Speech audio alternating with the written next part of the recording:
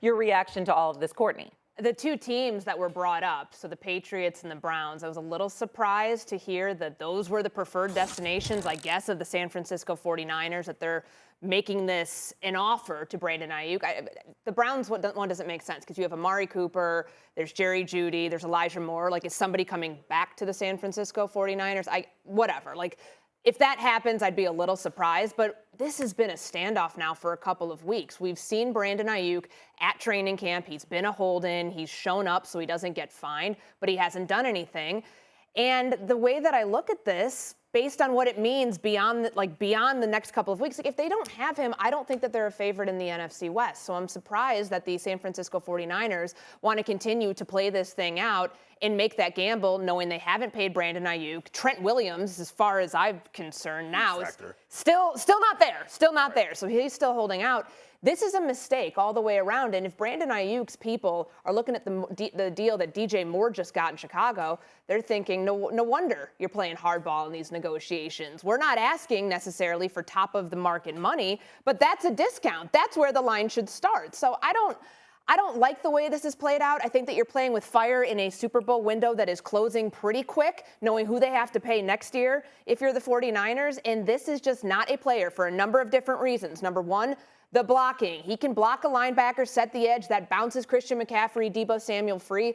He does a lot of the dirty work that does not go noticed nearly enough. And on top of that, are we just going to think that Ricky Pearsall is going to end up being that deep down the field guy? Because it's not necessarily Deebo Samuel. That's not always his game. Right. I can't understand how you think you are a better team without Brandon Aiyuk in the fold. But if this is coming out as what's being reported is potentially him moving on, I don't think he's going to want to go to either of those destinations. Well, it's the leverage. It's the leverage. The Niners, generally the team has all the leverage in this situation, right? The team's able to flex on the player and say to them, if you don't want to play, you don't have to, but you're not going to get paid.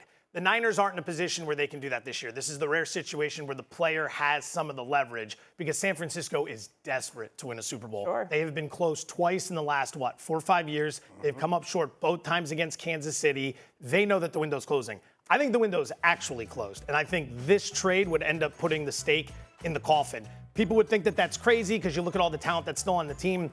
When you assess what they did last year, getting to the Super Bowl and losing, a lot of times people look at the Super Bowl loser. What do we talk about?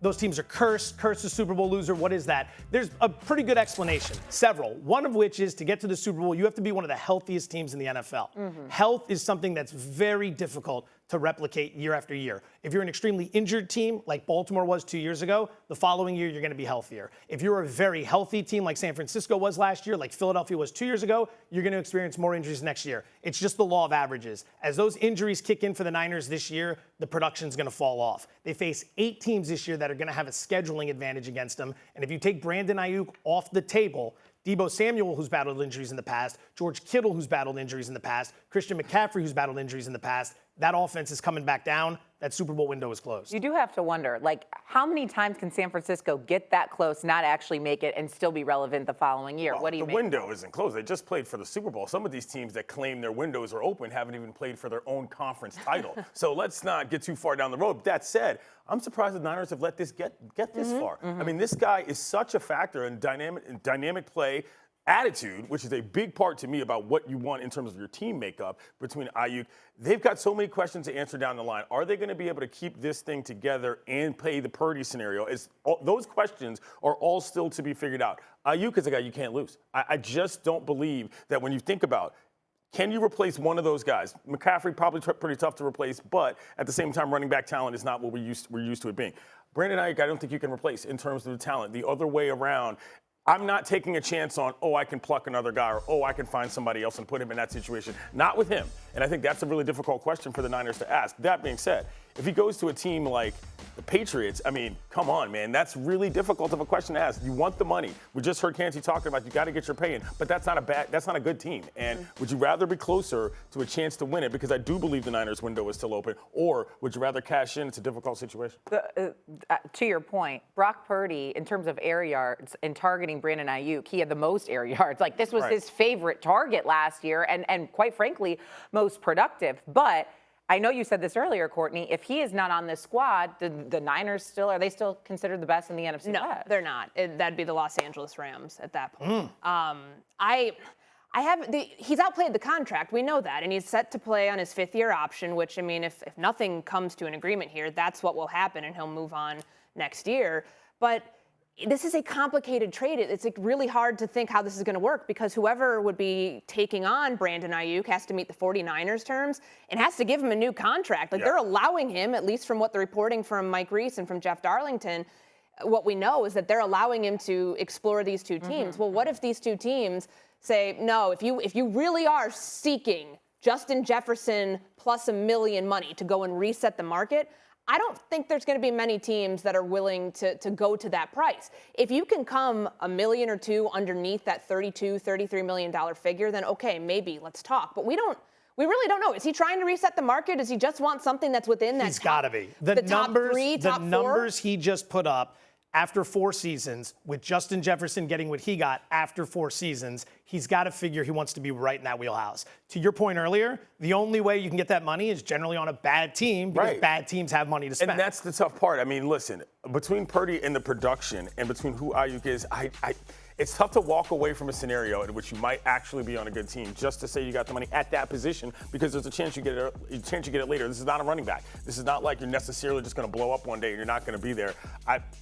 I feel like he's doing the right thing with the hold-in. It doesn't seem like that is, a negative energy as far as what that team is concerned. But at the same time, if I was a Niners fan, I would be very concerned that if this guy's not on the team. The last time the Jets made the postseason, it was 2010, the same season as Aaron Rodgers' lone Super Bowl appearance. ESPN bet slightly favors Gang Green to snap that drought, though, in 2024, giving them minus 170 odds to make the playoffs. But that is the question. Now that you have a healthy Aaron Rodgers and seemingly a happy and healthy squad, can the Jets make the postseason, Courtney? Yes, they can. And it's going to be difficult because the division they play in the AFC, so you have Buffalo you have to account for. You have the Miami Dolphins you have to account for. However, this is a defense that has ranked 3rd in EPA per play since 2022. In that same stretch, offense, 32nd in EPA per play since 2022. What's changed since 2022? Competent quarterback play. If Aaron Rodgers can stay healthy this year, and I know we don't have any guarantee on that. Yeah, we heard from Robert Saleh. He said that he looks like he hasn't missed any time. It's training camp. He's in practice right now. He just went through a 90-minute scrimmage over the weekend and apparently looked pretty good. If he can stay healthy, he is the X factor in all of this because they're lost at quarterback without him. Look at what happened after the 4 plays last year and the quarterbacks that they had to cycle through. No wonder they were a disaster. Courtney, they did win that game against Buffalo. They did. That Monday night, September 11th game. Yes, we remember. Congratulations to the New York Jets. But your point's still very, very, But it's very valid.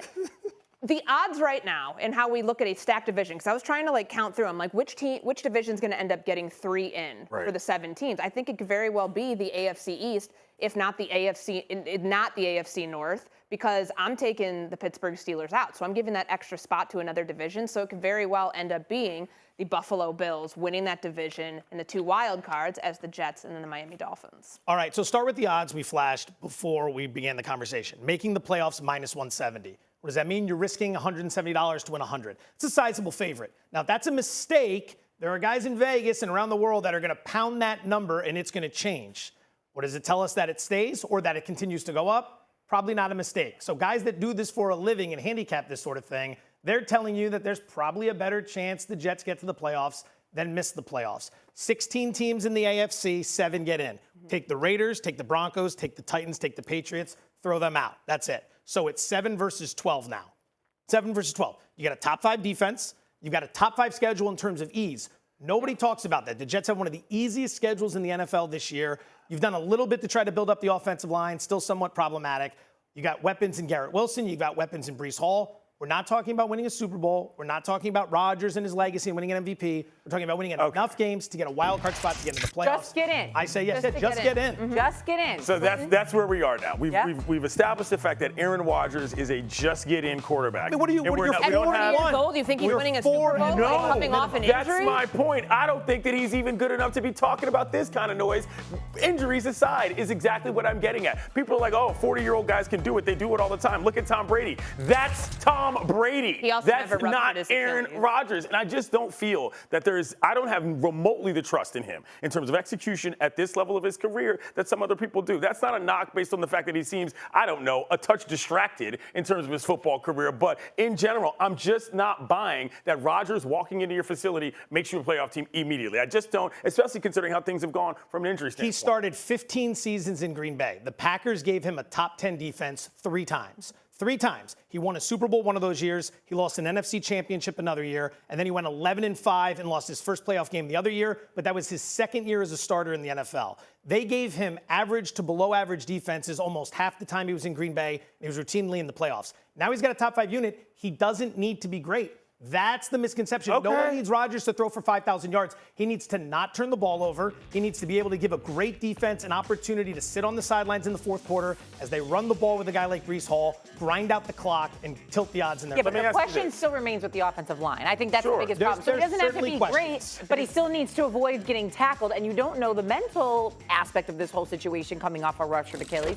Yes, I don't mean to bring up his age because I feel like we always do, but that is a factor as well. It's a huge factor. And this division, I mean, okay, maybe they could be the division that gets 3 teams in. Maybe. But I think we would all bank on the Bills and the Dolphins being much more of a sure bet at this point than the Jets. I don't know. The Dolphins and the way they played football in December. Anybody last year. True. The Dolphins were 1-6 against teams that went to the playoffs. The one win was against Dallas. In those 7 games, Tua Tagovailoa's quarterback rating was pretty much identical to the quarterback rating Kenny Pickett put out last year.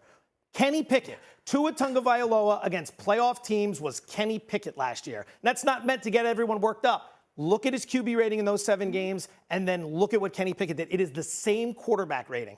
I would not so you say bet on Miami. the Jets over the Dolphins. Definitely over the Dolphins. Buffalo's the key question. Losing Steph Diggs, what happens to the offense? Because before Steph Diggs arrived, Josh Allen was a different quarterback. I'm not saying he regresses that far, but that's the big question worth monitoring. They don't have a wide receiver room at all. And I have Miami going to the playoffs, but everybody should have pause about the way that this team plays in December and January. They're 4-10 in those months since Mike McDaniel's taken over. Okay. You know where they end the regular season? At Cleveland and then at the Jets. What do those 2 places have in common, my meteorologist friends? That's cold. They don't play well in the cold. They didn't play well in Buffalo in the cold. They didn't play well in Kansas City in the cold. So that's not a sure thing. I actually have the Jets with better odds to get a wild card spot coming out of the AFC East than I do the Dolphins.